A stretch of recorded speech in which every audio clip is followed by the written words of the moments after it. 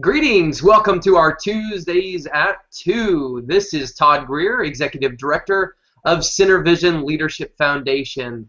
Continuing our exciting series of Tuesdays at 2, we are really thrilled to have with us Bill Stierle. Bill is an expert when it comes to not only communications and relationships, but conflict. And now we tease a lot of times that obviously social benefit organizations don't have conflicts. But just in case they ever were to have them, Bill's here, and we're excited to have along with Bill our founder and president, Hugh Ballou. Hugh, thanks for joining us. Yes, sir. That's a good setup. We love hanging out with you on Tuesdays at 2. Of course, that's Eastern Time, where SynerVision Foundation is located. And these video interviews are up on the site. Where you're viewing it now. If you're not viewing it on the site and you're on YouTube, it's SynerVisionLeadership.org, and then go to events and you can find the live hangout. Today is a friend, a colleague, and a special person, Bill Stierle. Bill Stierle and I teach at an entrepreneurial business growth conference, and we're finding more and more people in what Todd referred to as the social benefit sector. I like to get away from the word that's really a lie. Nonprofit is the nomenclature, but we can make profit. It's a tax-exempt organization that provides value, whether it's a synagogue, a church, or a community foundation, educational institution. We provide value. We're changing the world through the vision that we champion. And wherever there are people together in a group emotional system, we're likely to have a difference of opinion. And so, Bill, I want you to come up and talk a little bit about your background. You do a lot of different things related to human behavior and culture and performance of teams and leaders in group settings. But today, let's focus on this one little niche of conflict. So give us a little background on how you gravitated to understanding this and why you care about it.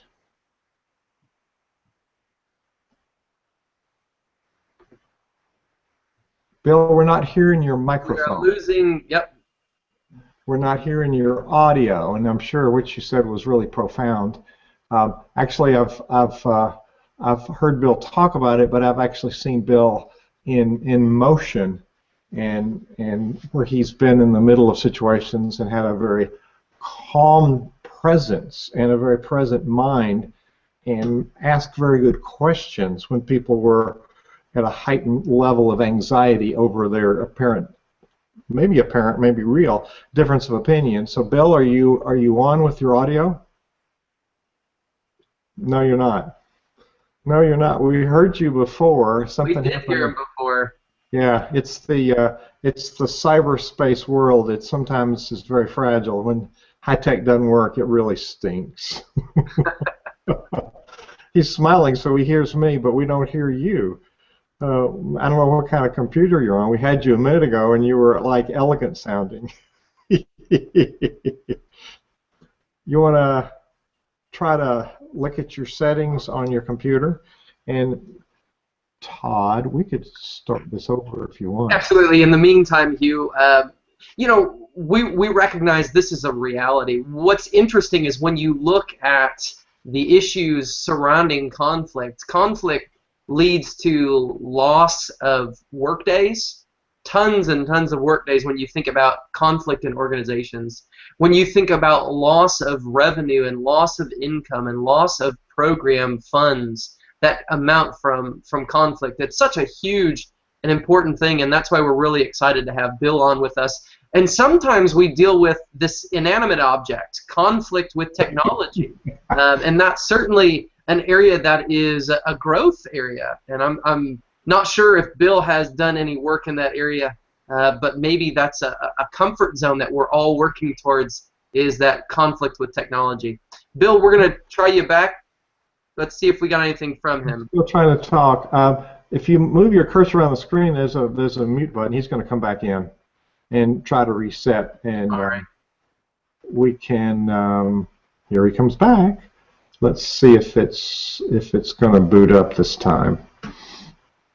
and give us the, it'll find his speaker. Yeah, I thought I could log back in and maybe that would work. It works perfectly, and so let me, we had set you up, and we were talking about human conflict, but we seem to have a technical conflict there, but I wanted you to give people a little bit of your background, how you became knowledgeable on this topic. In other words, why are you qualified to talk about this, and why do you care?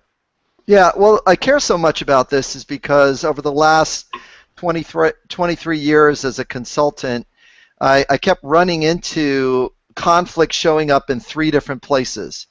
The three major types of conflict is, number one, there's a thinking style conflict that people have different ways of seeing the world. And that thinking style conflict would be an example like an engineer thinks very different than a social worker, or an artist thinks very different than a drill sergeant.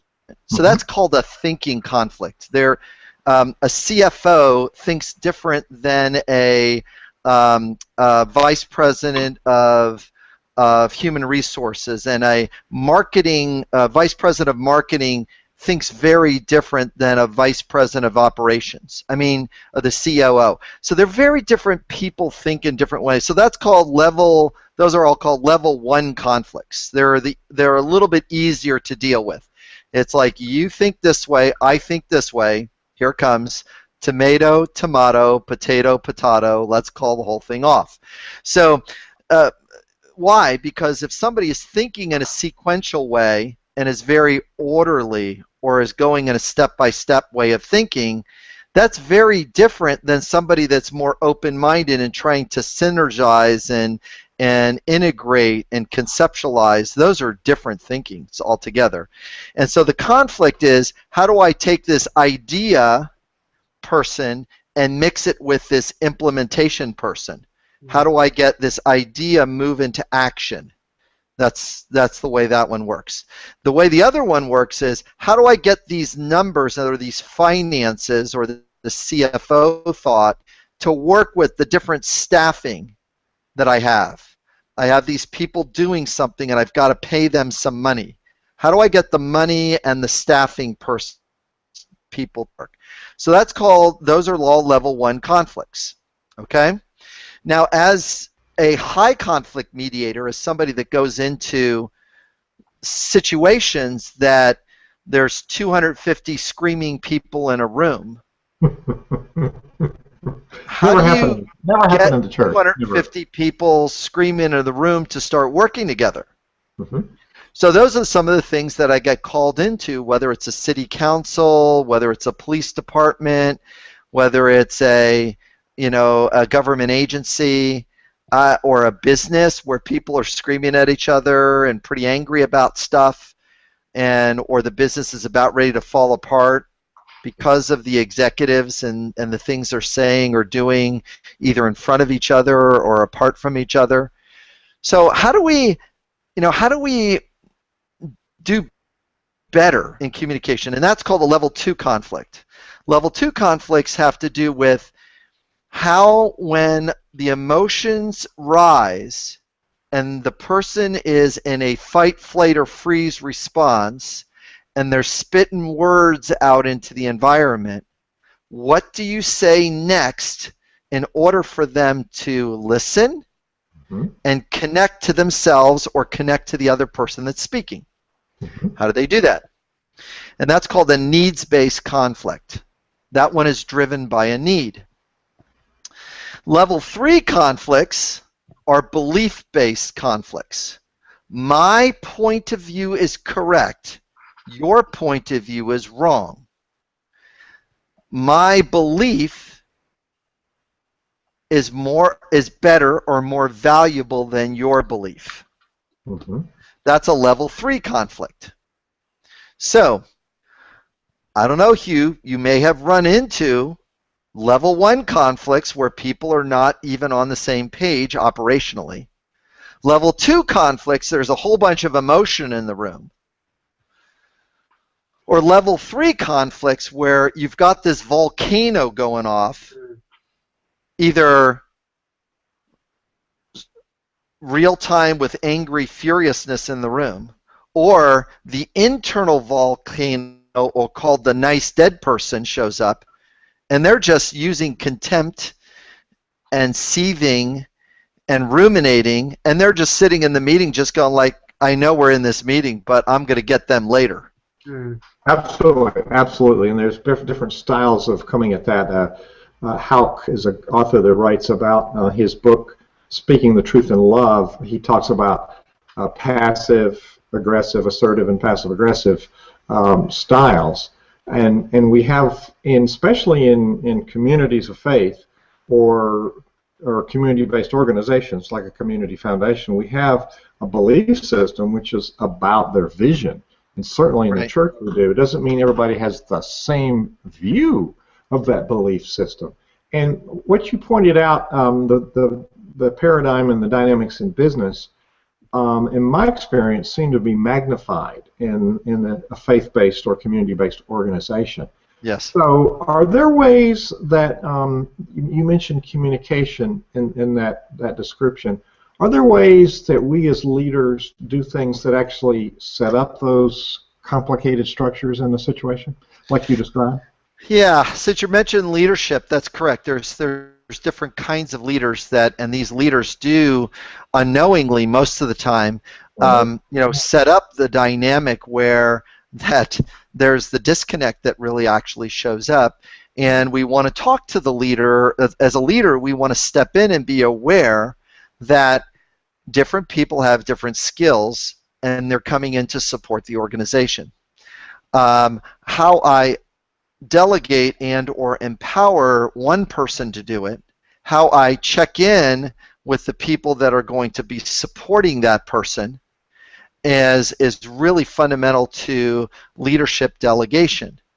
Now here's the one that's really challenging, is I want to be able to do a better job as a leader to check in with the emotional tone of the individual and the emotional load of the situation.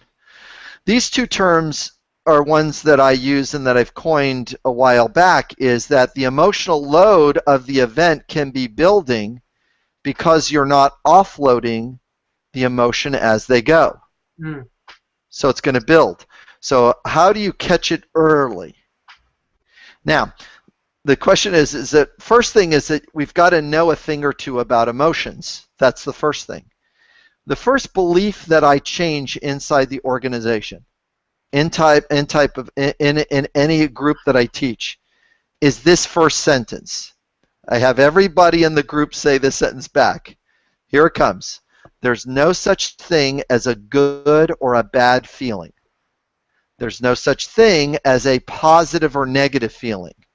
Now that's going to be unsettling for people because they've been taught up with the belief is happiness and content is the highest spiritual form that you can do. No, that's not it. That's not it. Happiness is not the goal. So the replacement of no good feeling, no bad feeling, no positive feeling is feelings are only indicators.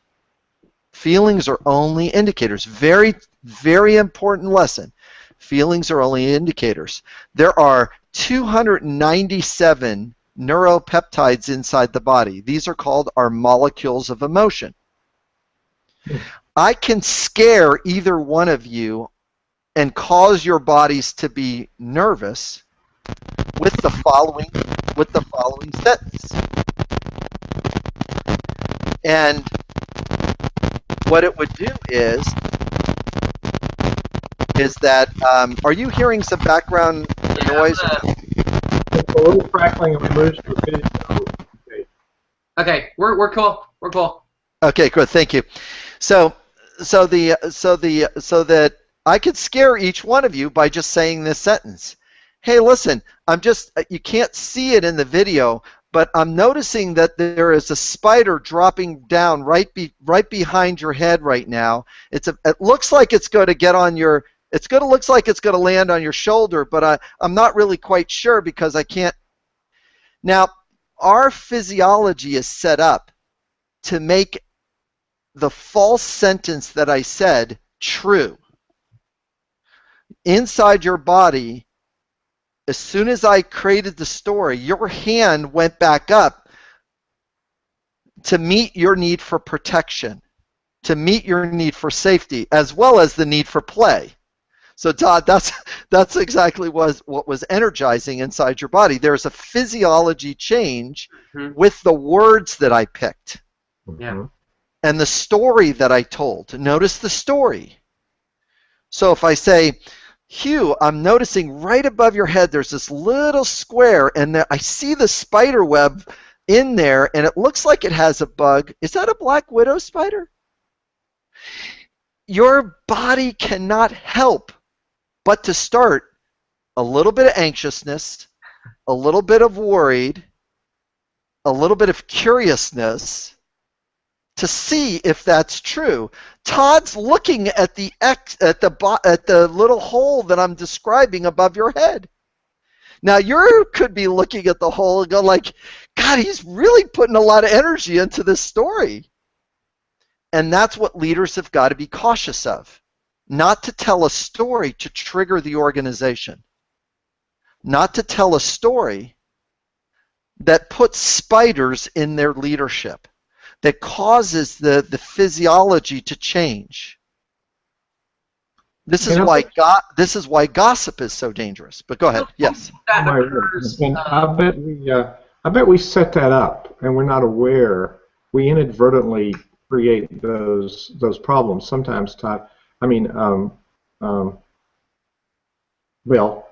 Yes. We also, it's the language choice, but it's also our emotion. If we show up full of anxiety, that's transferable to the whole community. I wrote an article years ago, 5, 6, 7 years ago now, for Creator Magazine, and it was a large article, and it was about conflict. And I interviewed a bishop in Alabama, the Methodist Church, William Willimon, and he said to me a couple of things that have stuck with me since then. He says, as a culture, we pastors avoid conflict. And it would seem like the conflict avoidance would build the anxiety too, and it's really obvious to everybody else, and they're just saying, oh, it's all right. And he said, realistically, in a congregation, conflict is the sign of energy. So we don't really ever get rid of it. It's just learning how to manage it. So avoiding it, I mean, you mentioned one paradigm was where we actually cause it by our words or our emotions, injecting the anxiety into the culture. Second one, by avoiding it. And he pointed out the longer we delay, the higher the anxiety rises. So a minimal thing can become nuclear over time. So there's two paradigms that we sometimes set up, and maybe not knowing that we set those up as leaders. So I'm glad you're bringing this in, because the question is, how do you manage your emotions? And here's the answer that is upsetting, is that the most way that people manage their emotions is to suppress or ignore their emotions. That's the worst. Because what happens is it builds up inside, and your body then has to fight that. And it's always trying to suppress that. Yep. And after years, and this is where ministers get burnt out, this is where counselors get burnt out, this is where therapists get burnt out. So the answer is, consultants get burned out. Yeah. Consultants get burned out. Right. So the question is that how do you offload the emotional load inside the body? So I'm going now push my screen back here a little bit. Okay. And I'm going to just tilt it down a little bit here. Now I'm going to slide myself back away from the chair. So one little technique that I point at is that what is going on at my heart? What need of mine is being affected? And then I have my other hand down here as I'm pointing at my gut. What is the emotion that I'm experiencing?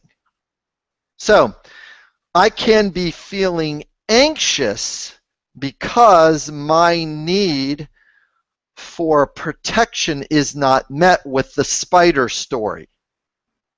I could be feeling scared because my need for physical safety is not met with the spider story.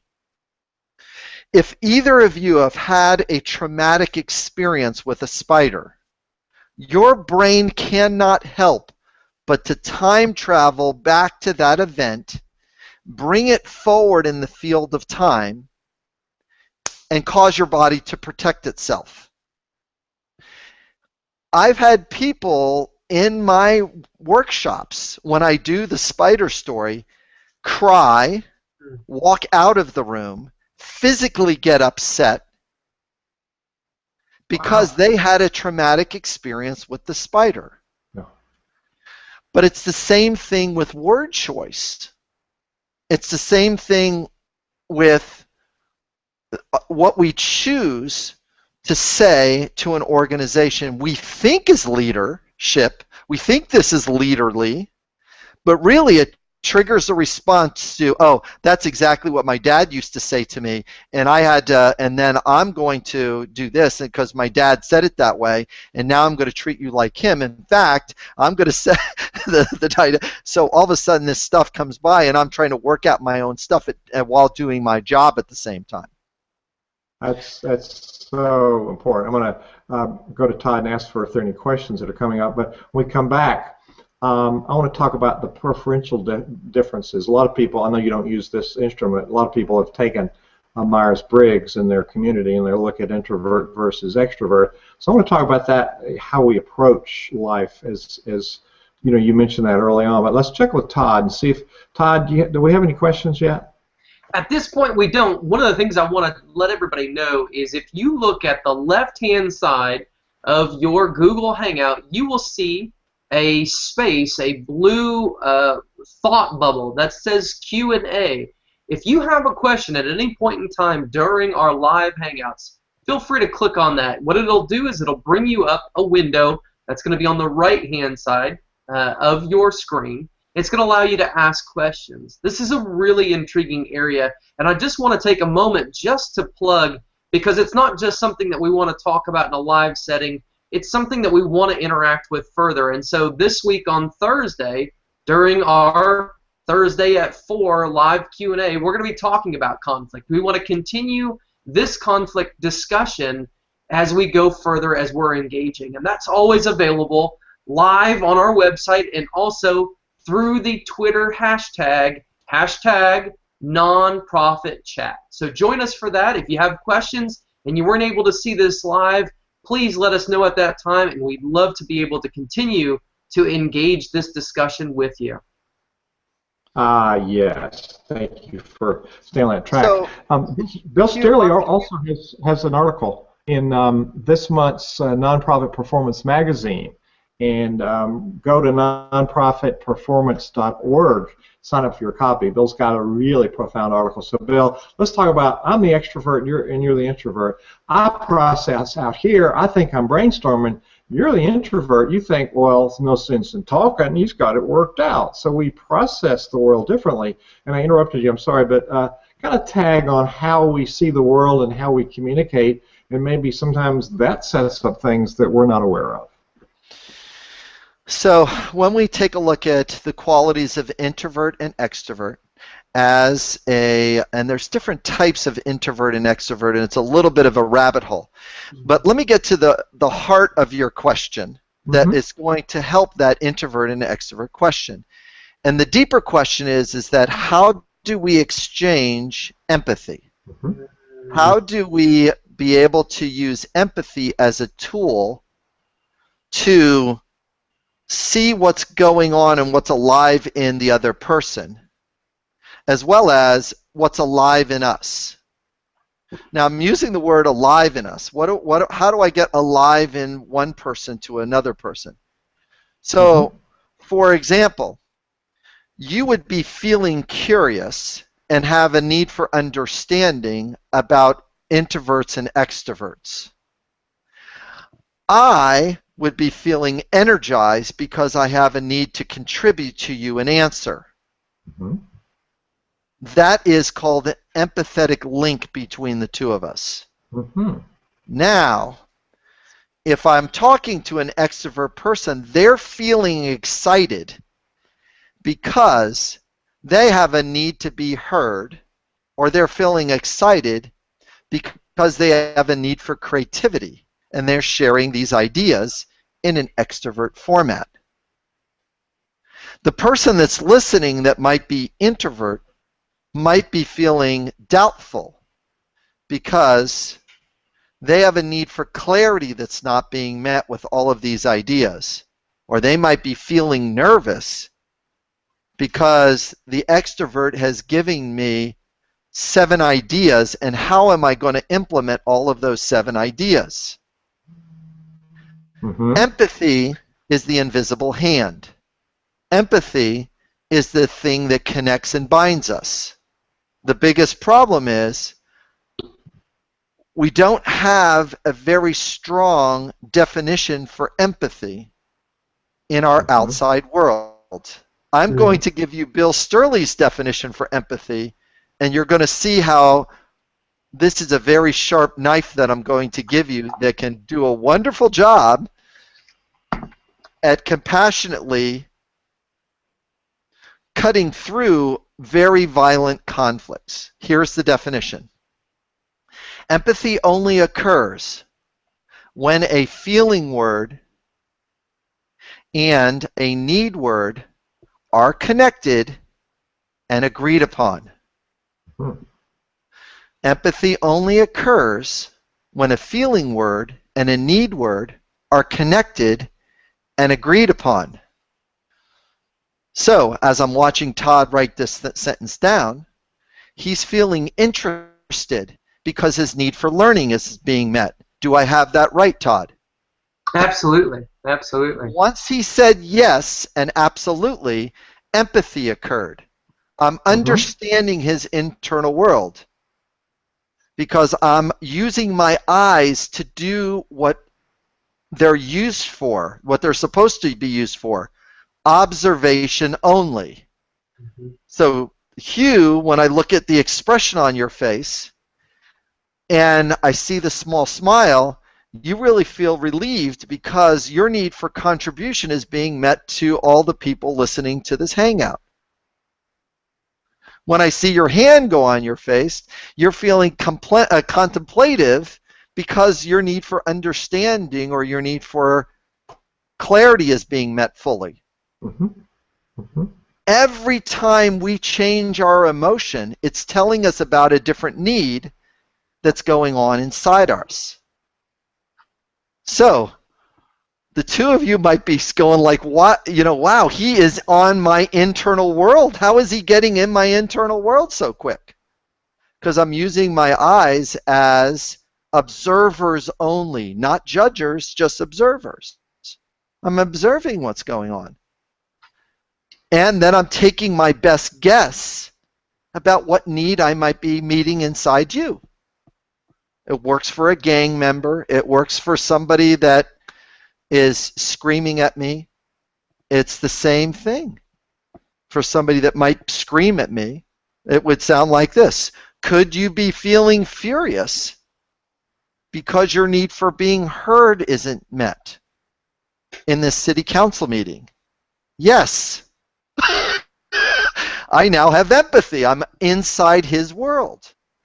Everything else, what most ministers teach, what most therapists teach, is a form of sympathy, not empathy.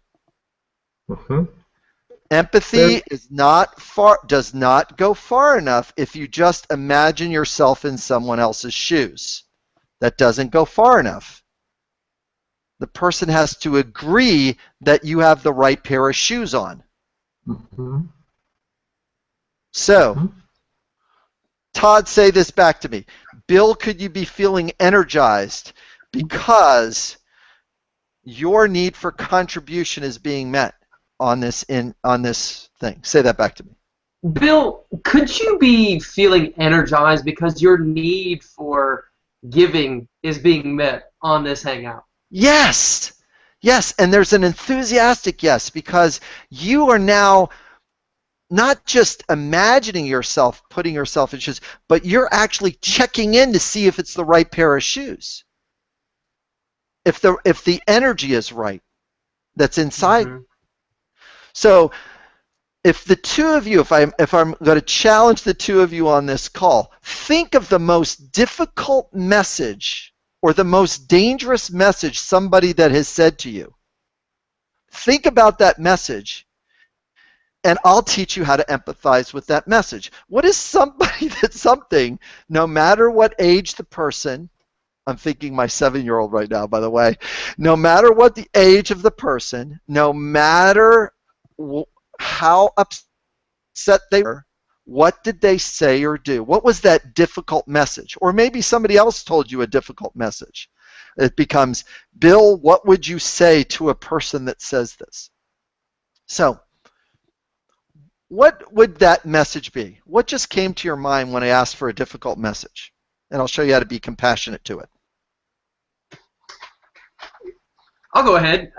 So I spent a previous decade in full-time ministry, and one of the most challenging, tough comments I ever received was following a sermon. It was one of the shortest sermons I ever preached, and I had a gentleman who came up to me and he said, "That was the best sermon you ever preached." And I'm thinking to myself, he said that because it was 7 minutes long, and not because it was good, because it was 7 minutes long. And so I'm rattled.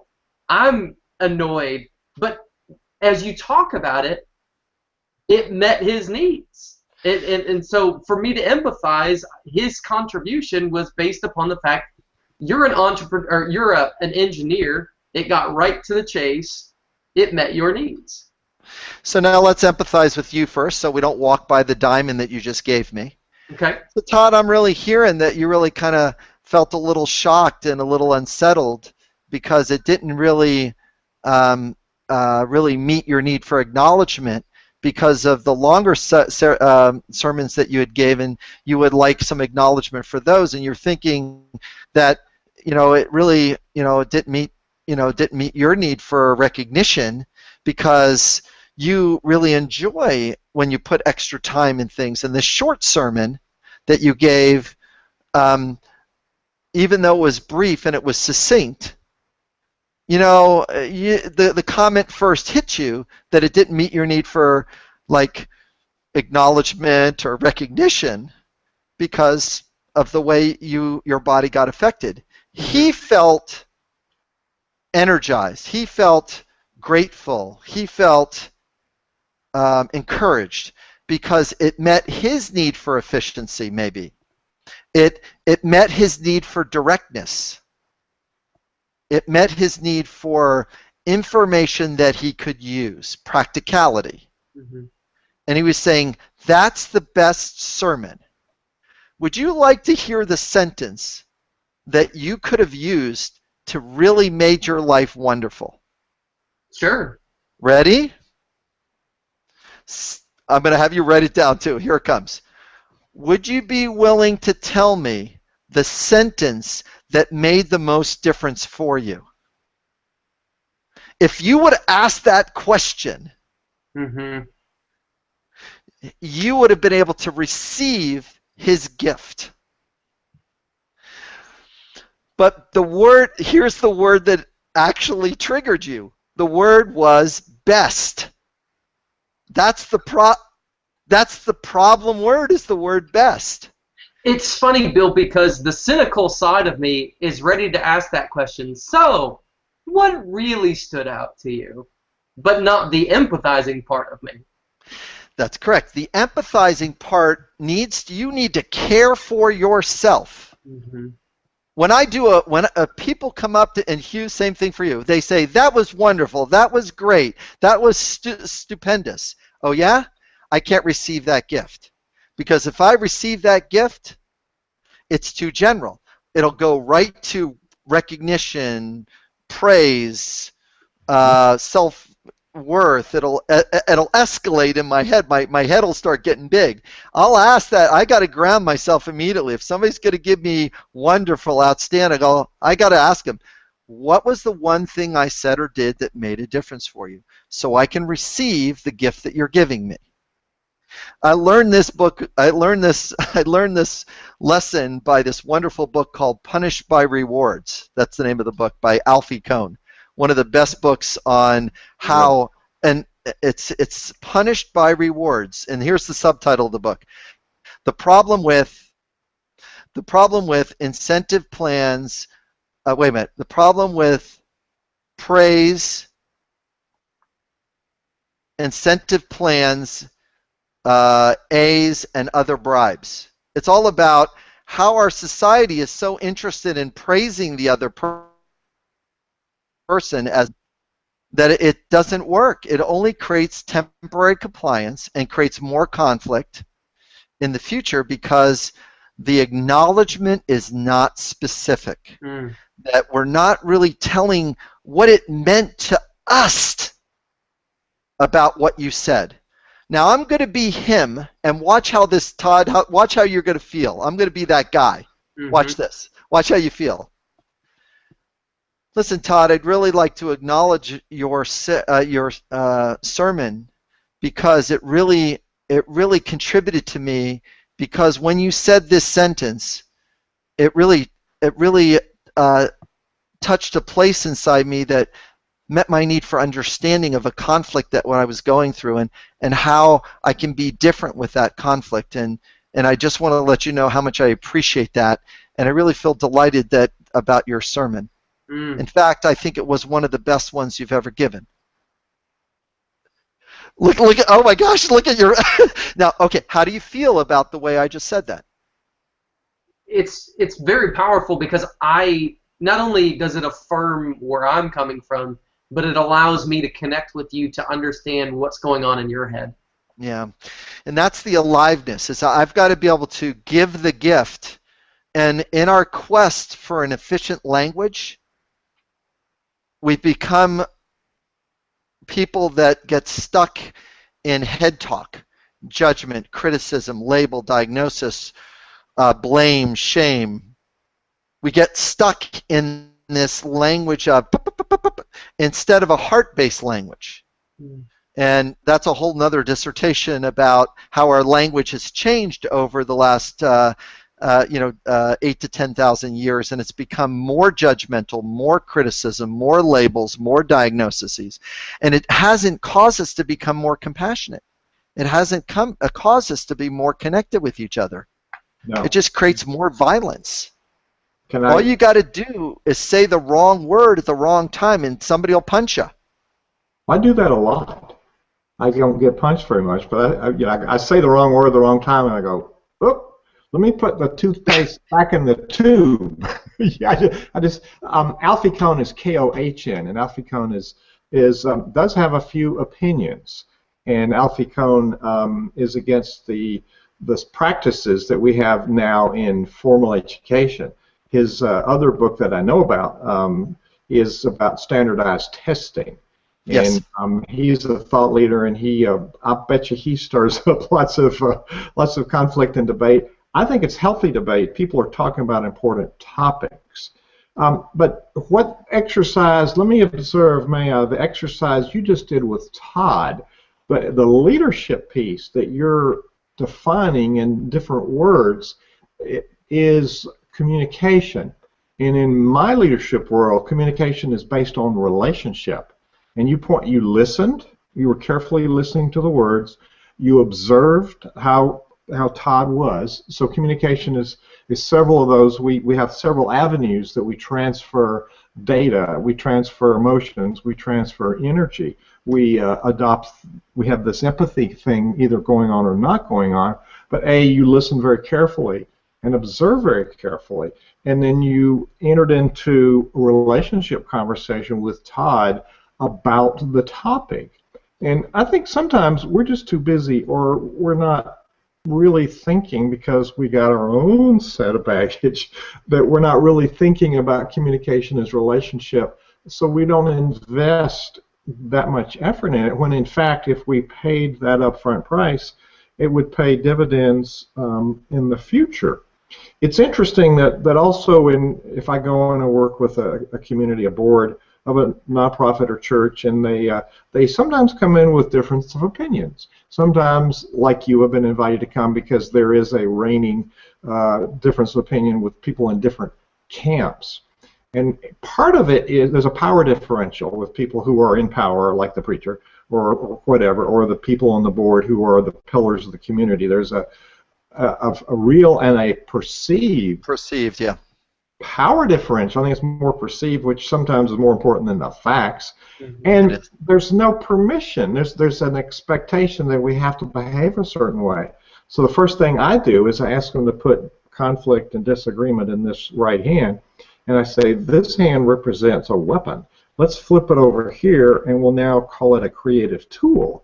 And we're going to write things and put it, you've seen the sticky walls I've used, write them and put them up here. We can debate about these facts all day long, but we're in the same community. We're on this side of the line, and all the facts are up there, and let's disagree. And by the way, when we disagree, we might discover some other things that we might have in common. So I think there's an engagement piece of this, which you just entered into, where we can actually open up and listen to each other. Is that part of what your message was there? Yeah, a big part of the message is the ability to listen and apply empathy, get the feeling word and the need word to connect, and then agree. And then the listening part, Hugh, is so huge because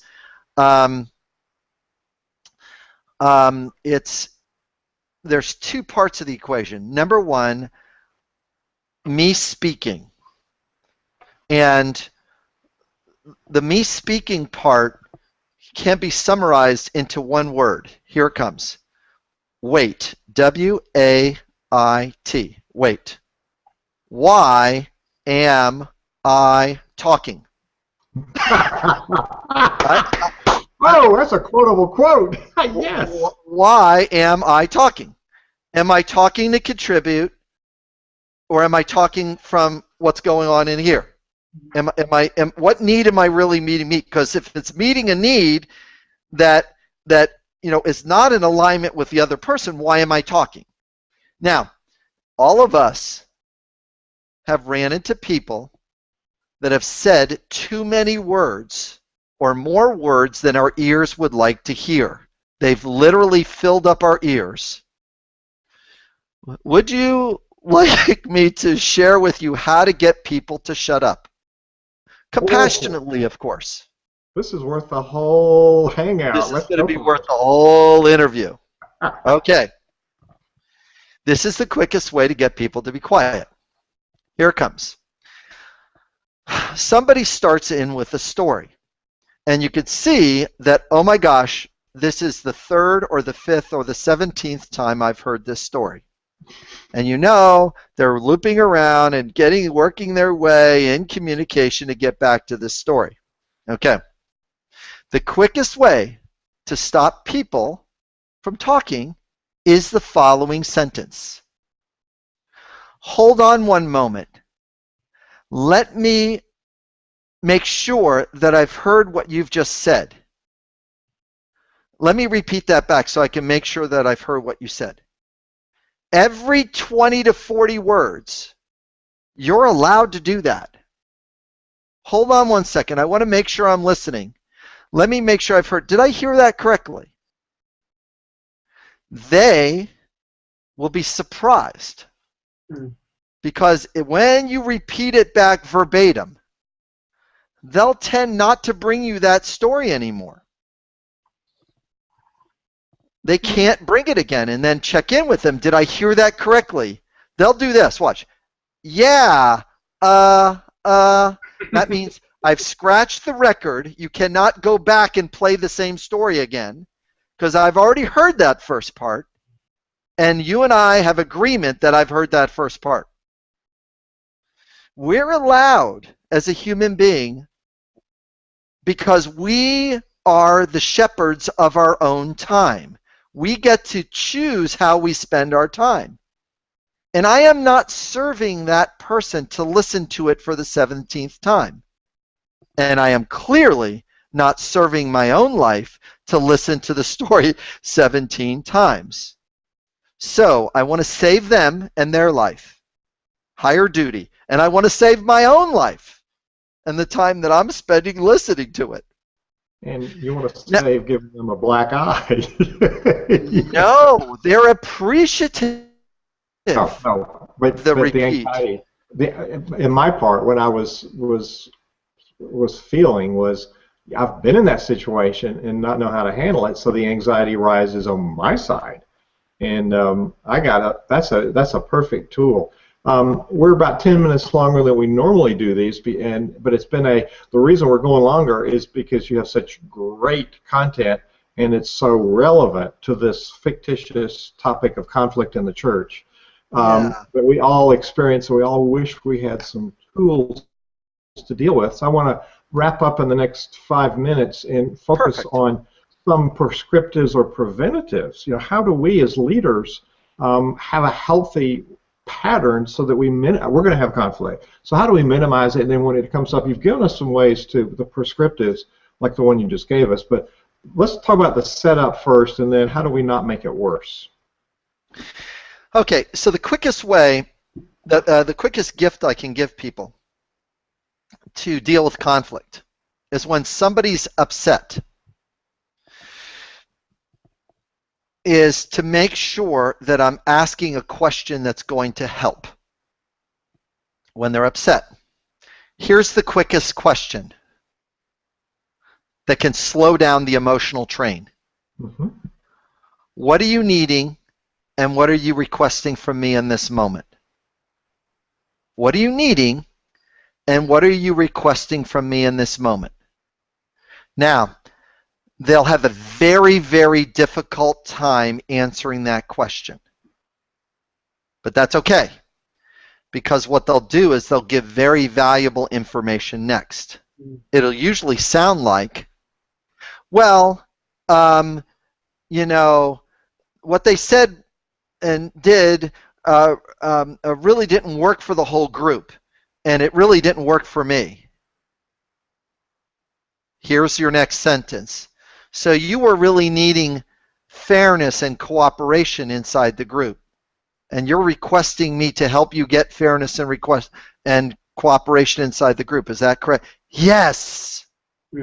Usually, if you get an empathy mark, the tone of their voice will go up a half a decibel. It's weird. It always happens. It's very strange, but it's usually yes, or that's right, or finally. In other words, somebody has guessed the feeling and need inside me. So as leaders, by asking what they're needing and what they're requesting, in this moment, it gets the speaker oriented to what's most important. They drop out of storytelling mode, and they provide us an opportunity to understand what's going on at their heart, rather than the I've got to tell this in my tragic attempt to get you to listen to me. And it drops them out of it. It works everywhere. It's worked whatever country that I've been in. It's just amazing how well it works. What are you needing, and what are you requesting from the other? What are you requesting from me? If it's with two groups, then it's what are you needing, and what are you requesting from the other side? Okay, and then that tends to energize the thing. So that's one huge takeaway.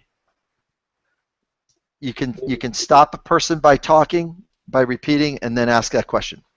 That is a huge takeaway, and the umbrella of what you just described is us managing ourselves. And what you just demonstrated is it was conflict. You went toward the conflict. Often leaders avoid it. They go away. I'm going to ignore that, and it'll go away. Well, no. Yeah. So you moved toward it, and you were very thoughtful. You were engaging, and you were calm. So the demeanor of your voice was calmness, and you'd ask a probing question, which then was a different pattern. Now, if you'd come back with another insult to match their insult, then you would have participated in the escalation. But you didn't. That's correct. You didn't. Yeah. And so calm contact, very present and thoughtful listening and hearing. Hugh, with that last sentence there, calm is important, but authentic is better. So let me show you show you what authentic would look like. Somebody would ask a question. Let's say if Todd asked me a question right now, but meanwhile I need to do something for you.